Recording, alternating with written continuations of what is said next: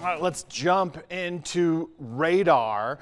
We do have some darker skies, partly dark, not entirely overcast. Looking at some of these isolated cells, they pop up and then they collapse in on themselves. So bigger threat is the wind. But some of us are getting a little dusty and gusty, and perhaps some light rain falling on Highway 50 right now. Whether you're heading to Junction or heading to Delta, you will likely encounter some of that, but it's brief and that's it. This is not our storm system.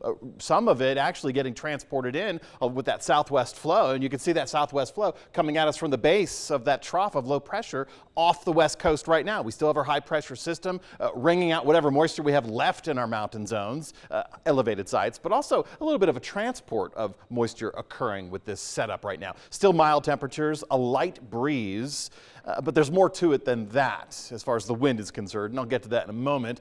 We get into Thursday still maintaining those mild temperatures, not setting records, but certainly not hitting the averages in the mid-70s for this time of the year. Rain starts to develop further to the north in Utah, Wyoming, Idaho, as this low pressure system gets offshore on land, starts to track towards us, and this has a cold front. So that cold front will pass through Friday night.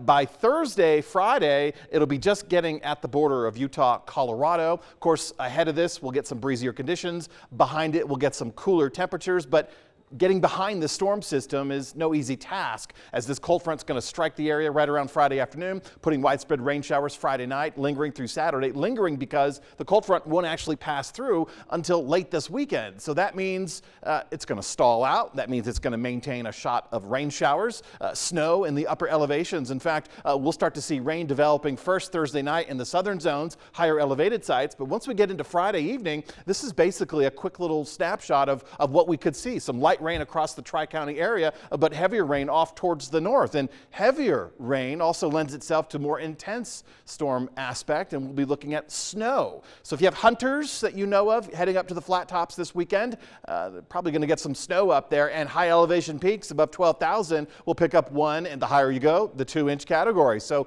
we aren't looking at any winter weather advisories. I think the snow level is going to be way too high. The roadways are just going to be wet with rain showers, but you can see the Elk Mountains around Pitkin County, the Gore Range around Eagle County, and all the way down to the San Juan Mountains. Some snow in the higher elevations, going to make for some beautiful pictures with the colors we have on the aspens and the snow peaks. But moving forward, I really don't expect a winter weather advisory out of this. I think our mountain passes are going to remain too low, but we will be seeing social media flooded with snow pictures. In the meantime, we have these mild temperatures right now, 70 degrees at Montrose, 80 degrees at Grand Junction. High temperatures for the day. We're not setting records, but we're not exactly where we need to be. We should be in the mid-70s. 74 for Montrose, 77 for Grand Junction. Now, on radar, I showed you some of those isolated storm cells, and the bigger threat with them would be the wind gusts. So we still have a chance to get our winds on the increase for Grand Junction. We could potentially double that, or certainly add to that wind gust for Grand Junction. But this 40-mile-per-hour blast for Montrose, that happened just a little after 3:15 this afternoon with storms in the area. And I want you to think about 40 miles per hour for a second, because that's just a brief gust.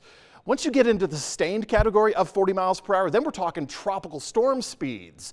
And that's exactly what's expected for northern Florida in the next 24 hours. Of course, central Florida right now dealing with hurricane force wind speeds. We're talking about, well, the latest numbers I saw, Hurricane Ian is now category 3 with 125 mile per hour wind speeds. Tracking slowly to the northeast, about 8 miles per hour. So the anticipation is more of these stronger wind speeds on the order of 100 miles per hour continuing through the overnight hours. And then on the backside of this system, once it does cross into the Atlantic, it'll make another landfall. And I'm only just talking about the wind with this situation. I'm not mentioning tornado threats, not mentioning the storm surge or the heavy rain and storm surge, flooding, heavy rain, and wind. There's a lot going on in the Florida Peninsula tonight, so thoughts and prayers go out to them. For us, we're just patiently waiting for our storm system to arrive. Should not have as strong a wind speed as that, but the 40-mile-per-hour gust this afternoon, it's likely we'll get another one of those as this system comes through with the cold front. We should paint the forecast with scattered showers on Saturday and Sunday as well.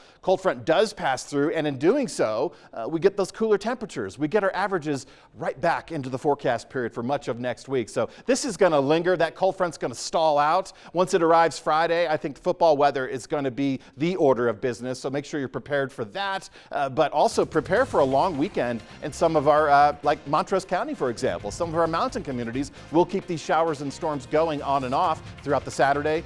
And then on Sunday, Monday, we break it up a little bit, but not entirely go dry.